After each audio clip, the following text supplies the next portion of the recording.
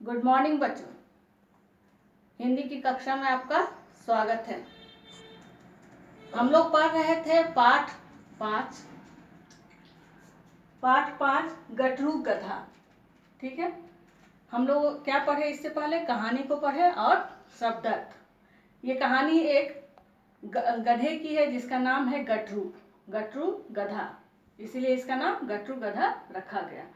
इस कहानी में क्या करता है वो गटरू गधा क्या करता है? वो मेहनत से जी चुराता है, जिसके कारण उसे अपने मुंह की खानी पड़ती है।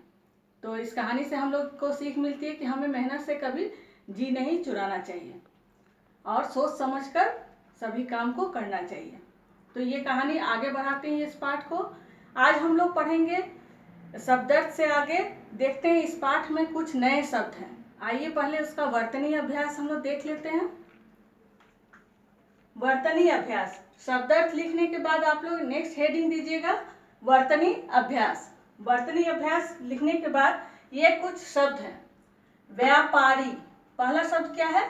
व्यापारी। आप लोग इसी तरह अपने हिंदी कॉपी में शब्दार्थ के बाद पेज छोड़ने की कोई जरूरत नहीं, लाइन ड्रॉ कर लीजिएगा। लाइन ड्रॉ करने के बाद यहाँ 3 लाइन इस तरह से स्केल की सहायता से, इसके बाद पहला शब्द है व्यापारी।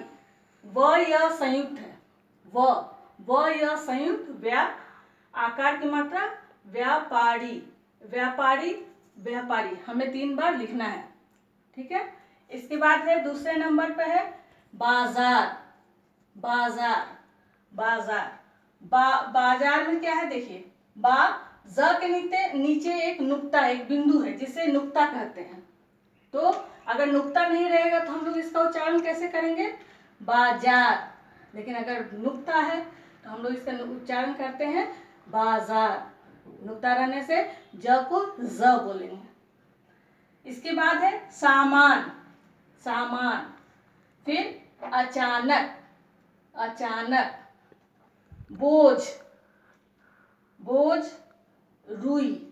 र में कौन सी मात्रा है? ये र में छोटी ऊ की मात्रा है। कभी भी हम लोग र में मात्रा ऊ की मात्रा हम नीचे नहीं लगाते हैं, हम लोग यहाँ बीच से स्टार्ट करते हैं। र में छोटी ऊ की मात्रा और बड़ी, रुई। अब हम लोग इसी तरह से इसे 3 बार लिखेंगे।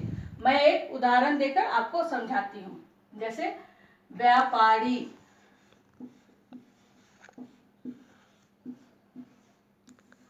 फिर यहाँ भी व्यापारी।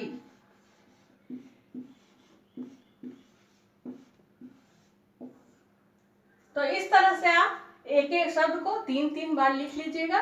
ये वर्तनी अभ्यास रहेगा, इस बार के असाइनमेंट में आप लोगों को दिया जाएगा।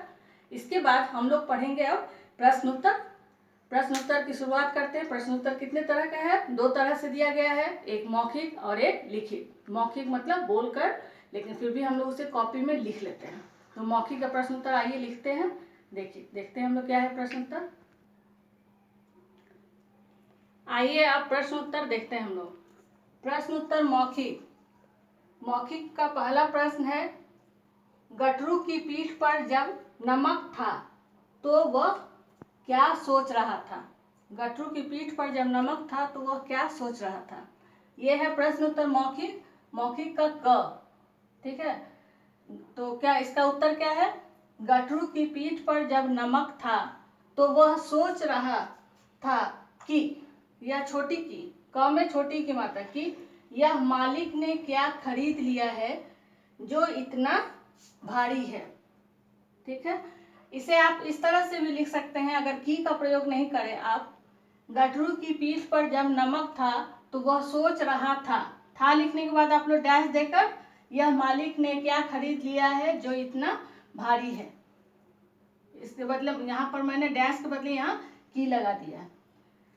इसके बाद है प्रश्नोत्तर ख, जब व्यापारी ने गटरू की पीठ पर रुई लादी तो उसे कैसा लगा? रुई का भार जब उसके ऊपर लादा गया, रुई का बैग, तो व्यापारी को ये गटरू को कैसा लगा? उसे बहुत हल्का लगा। नमक तो भारी लग रहा था लेकिन रुई बहुत हल्का होता है, वो ज़्यादा जगह लेता है, इसलिए उसका भार समझ में नहीं आता रहता है। तो जब व्यापारी ने गटरू की पीठ पर रुई लादी तो उसे कैसा लगा होगा? हल्का लगा होगा। इस तरह से भी आप इसका उत्तर आप ऐसे भी लिख सकते हैं, जब व्यापारी ने गठरू की पीठ पर रुई लादी होगी तो उसे बहुत हल्का लगा होगा। या फिर जैसे मैंने लिखा है, जब व्यापारी ने गठरू की पीठ पर रुई लादी तो उसे भार बहुत कम लगा। उसे भार इतना कम लगा उस समय, जब जैसे ही उस पर रुई लादा गया तो वो क्या सोचने लगा, 2 बार तो व्यापारी उस पर क्या लाद कर ले आते थे, नमक, तो उसे बहुत भारी लगता था, लेकिन रुई लादते ही उसे भार बहुत कम लगने लगा।